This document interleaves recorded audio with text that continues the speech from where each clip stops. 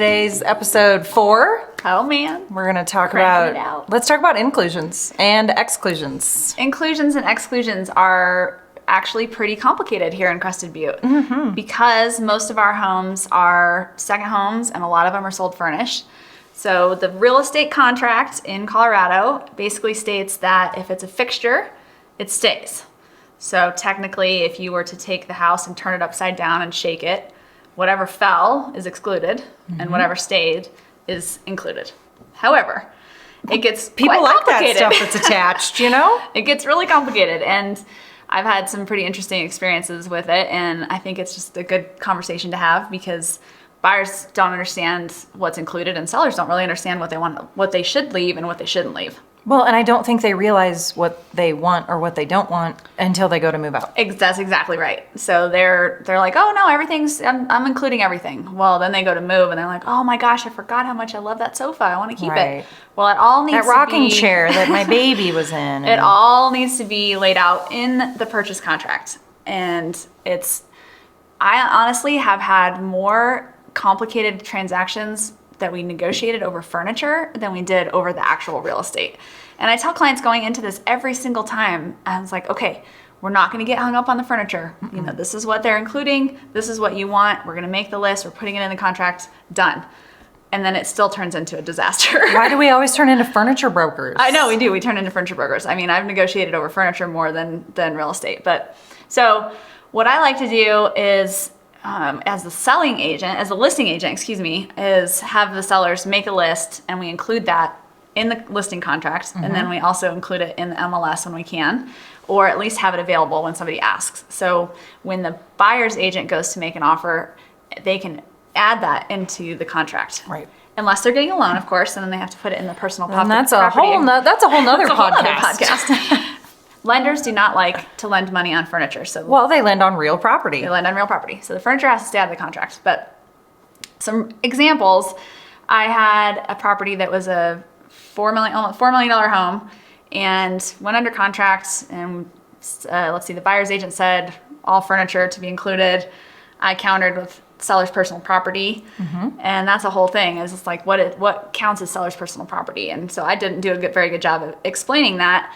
But the buyer came in and asked for an inventory list at a certain period in the contract. So we gave him the inventory list and he freaks out. And he's like, no, that is not, I want all of that. And all the stuff that you're keeping, it was assuming was in the contract. Got an attorney involved and basically made his case that everything that was in the pictures of the listing were included, which is just crazy. I mean, that's not going to happen. And it was unrealistic. What if the kid's gerbils in the photo? I know. Or my child. Right? Yeah. Beloved family Heirloom. dog. I mean, all the things. And that turned out pretty disastrous, really, with attorneys involved. I remember that one. And all this stuff. It was kind of a mess. But we worked through it, and it all worked out. And the buyer moved on from having to have the personal property that were my sellers that they were keeping. So then we had another one where the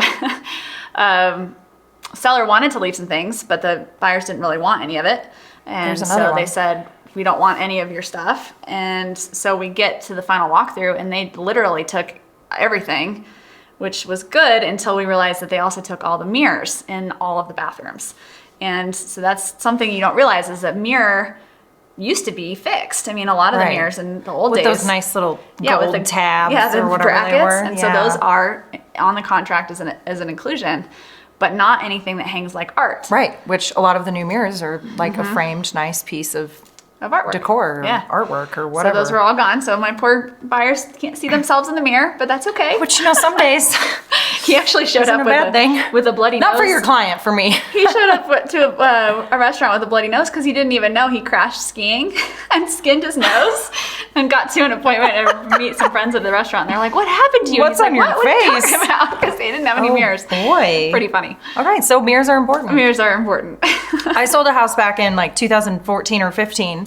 And the client just informed me a couple weeks ago that when they moved in, they didn't have any faucets, which I was like, you should have told me that. And they were like, well, we didn't think it was your problem. And it was like, well, no, that's a big issue. That's actually a big problem. That is a fixture, and I'm pretty sure you need that. Yeah. Or people take light bulbs I mean, all sorts of things. And I've always told people, if you have a seller that is dead set on their amazing chandelier or their phenomenal Oriental rug, whatever it may be, Just or take it I out. think you would be surprised at the things that a seller would think a buyer isn't going to want this because it's like a family heirloom to them. But Yep. when something is that cool, somebody wants it. Yeah. So I say, take it down, get it out of the house, and throw up some $150 Home Depot nonsense. Or And a then- nice replaceable value. Nice. If it's a Right. $500 Well, home, pending we gotta have a right. nice chandelier. Pending the property.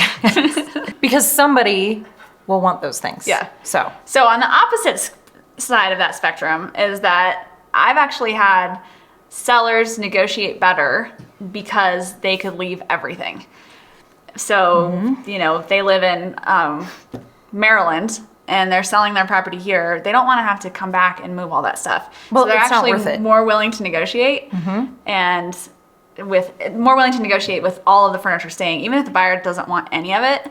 Right. They're actually going to get the house if they say they'll take all the furniture.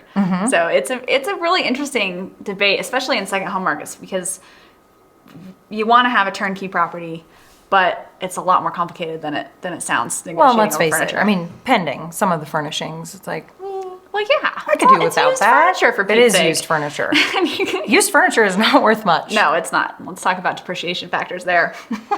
Right. But bottom line is, try to have everything set up when you list the property. Know what you're going to keep.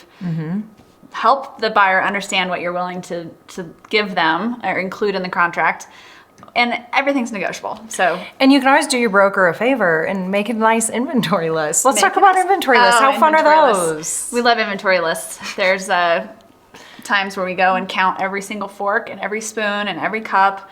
And it's, you know, it is important to be thorough, but It's helpful, it is for sure. exhausting. Oh, I'll never forget when I wasn't even licensed yet. I was brand new into the business, working as an office manager. And one of the brokers came to me and said, "Can I pay you to do an inventory list?" And, you know, an office manager at a real estate company, I could have used some extra cash. So I was like, yeah.